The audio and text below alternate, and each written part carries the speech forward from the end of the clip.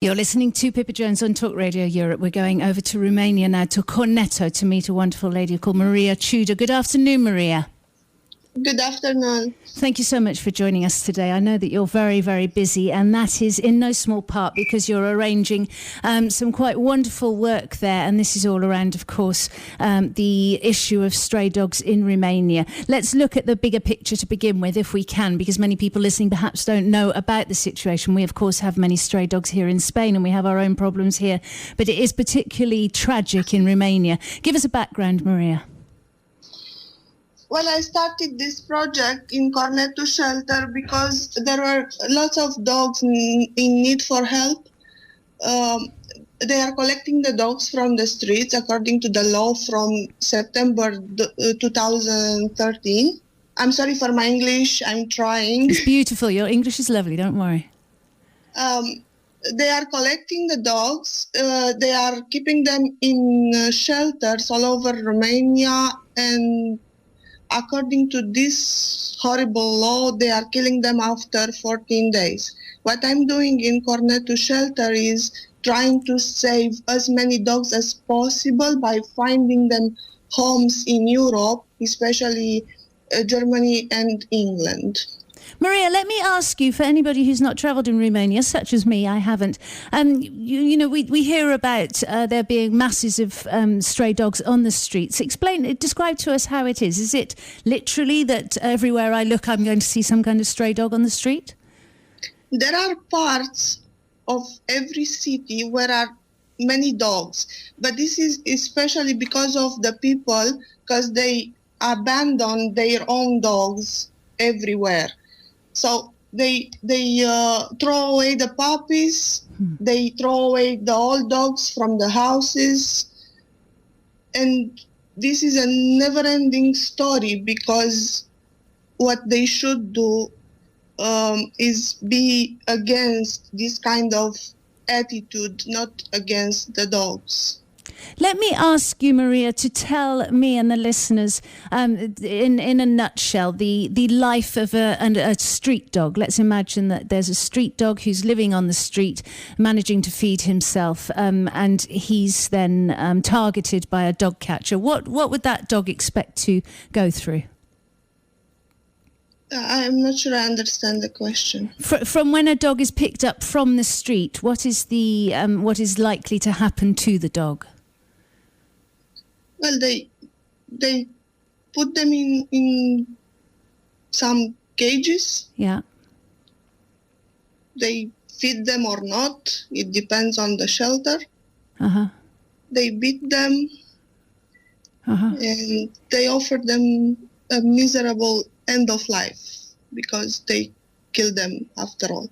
Now, we've seen, or I've certainly read reports of, for example, a shelter in another part of Romania that was snowed under sometime last year to the point where the people who were supposed to be looking after the dogs couldn't reach the dogs. So we've even had examples of a shelter full of starving animals who ended up freezing to death. These dogs have, these aren't shelters and they're not cared for, as you quite rightly say.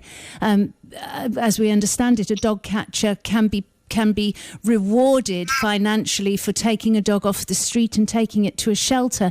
That doesn't mean that dog is going to necessarily be fed in the shelter. So many of these poor creatures are starving to death. Exactly, yes. And they treat them very bad because they have no compassion and they have no education normally, the dog catchers. You've mentioned 14 days, a 14-day period, as was voted by, correct me if I'm wrong, as Romanian MPs. I think it was an overwhelming vote by Romanian MPs that all dogs should be taken off the street and, if not rehomed, within 14 days, that they must be destroyed. Now, as somebody pointed out to me, euthanasia is not a term we can use here. These dogs aren't killed with a gentle, lethal injection, are they?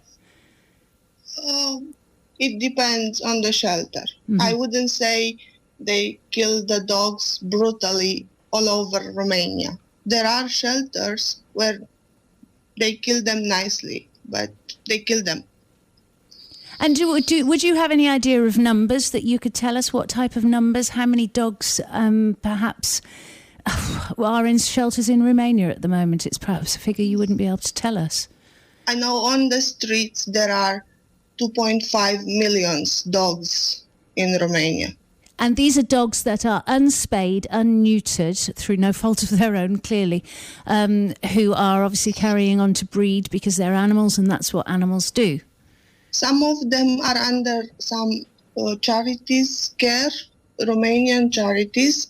They spayed them and they are feeding them, but they can't get them inside because they don't have shelters or foster places. So they are spayed, some of them, not all. How cold does it get in Romania during the winter?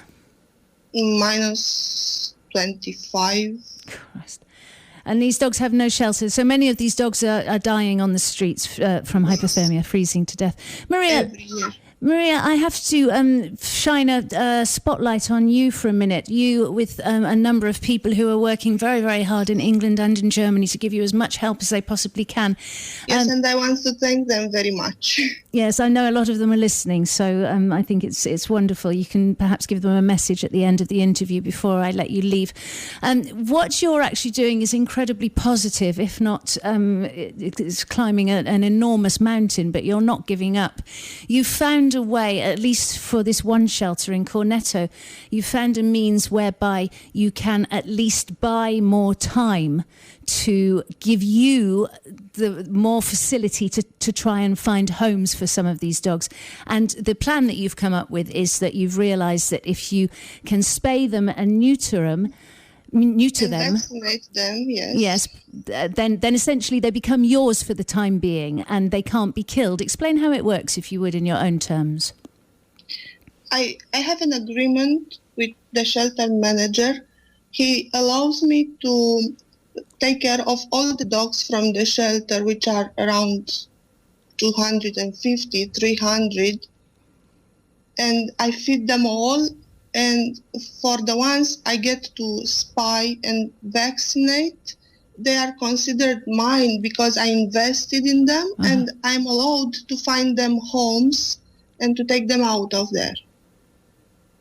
Now, we're talking about this particular shelter, as with the other shelters in Romania. You were given a deadline of the 15th of March.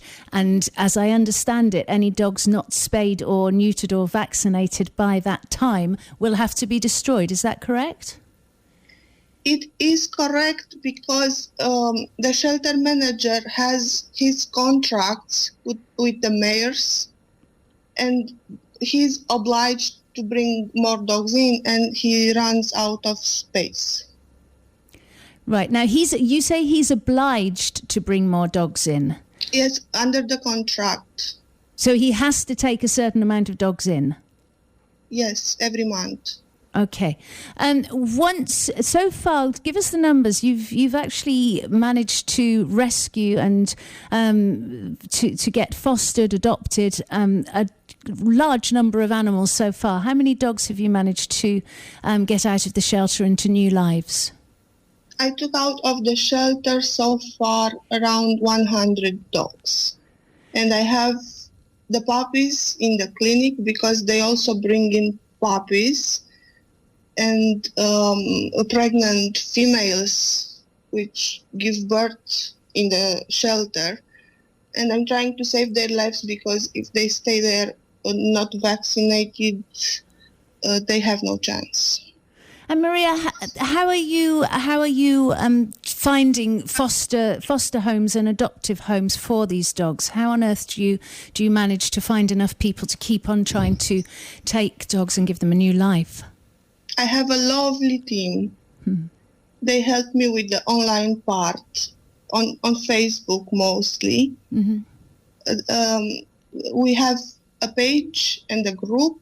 The page is called Cornetto Dogs Romania, and they post pictures of the dogs there and their descriptions, and people interested put comments on, and this is the way we manage to find adopters. And how do you prioritise the dogs that you take out first? Is it the ones who are the weakest, the ones who are sickest, the ones? How is it that you, when you've got some? Yes, Yes, this is what I'm doing. I pick up from all the dogs in the shelter, the weakest and the sickest ones and the older ones and the puppies, and I bring them in front because I have my kennels. The dogs I spy and I vaccinate, they are in front in as considered my kennels. They are not mine, they are on the shelter, but I have my dogs in there. And I bring them in front, and I bring a doctor every week in the shelter from the clinic I work with. And for the ones I can't treat in the shelter, I take them to the clinic.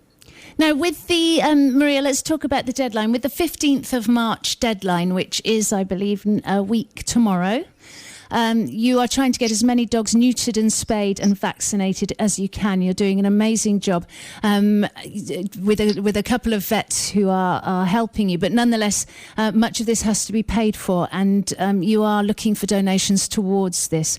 The links to how you can donate towards it, I will put back onto my Facebook page again. But tell people how they can help. So far, we managed to raise donations for 60 female dogs, and we are still we still need help for this spay marathon I'm organizing this weekend, because we can spay up to 120 dogs in 2 days with 3 vets.